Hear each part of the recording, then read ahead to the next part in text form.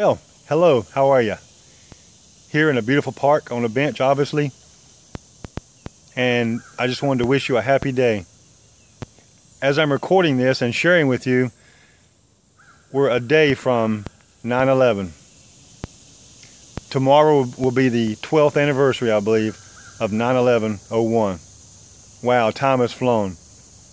That day was truly an emergency. It was truly a tragedy. And so many of our lives changed instantly and have never been the same since then.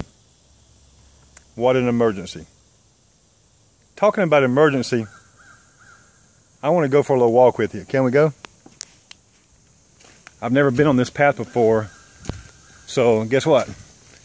I gotta watch out for snakes and rocks and spiders. But I really want to share from my heart.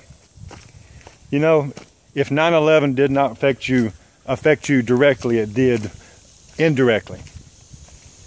And so many of us have 9/11s in our lives every day, but we don't realize it. Whoops. That was almost a 9/11 right there.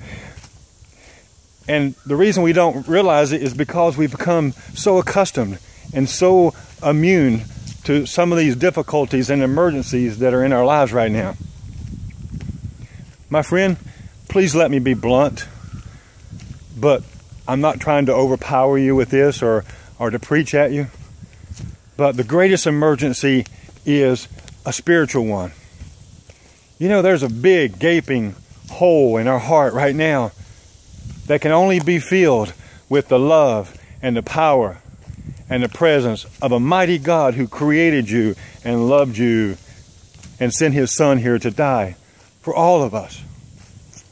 So you know, that's the greatest emergency of all if you haven't taken care of that situation.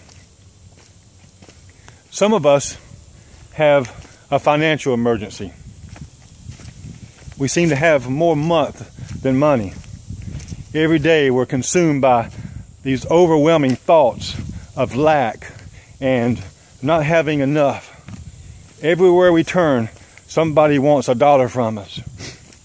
Or we're having to struggle and balance our income and our debts. You know, there's a simplified solution for that. And of course, it's to decrease our debt as much as we can and find a way to increase our income. And you know, it's also a mentality. It's the thought that, yeah, I can do this. I'm an overcomer. I wasn't created, nor am I destined to be full of lack and have need all the time in that realm.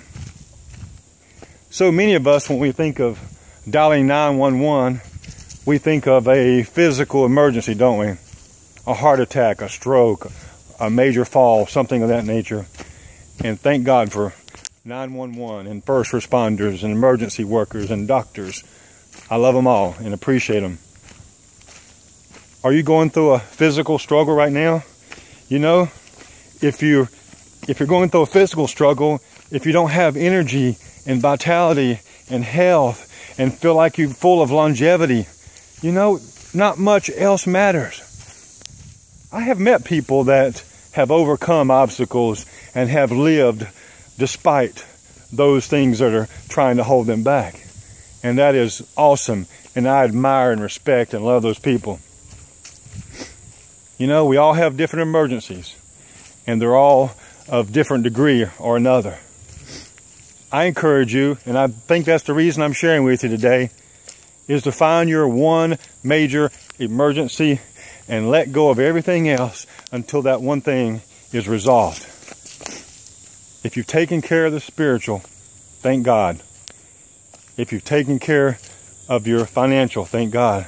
If you haven't taken care of your physical, do it. Nobody wants to go around not having energy and strength and vitality and a feeling of well-being and being able to get out here in nature and enjoy it. So thank God for all of that. I'm here to bless you and to thank you. I love being your friend, and go make war against that emergency and tackle it with all your heart and lay aside everything else that keeps you from moving forward and being the overcomer that I know you are. I love you. God loves you.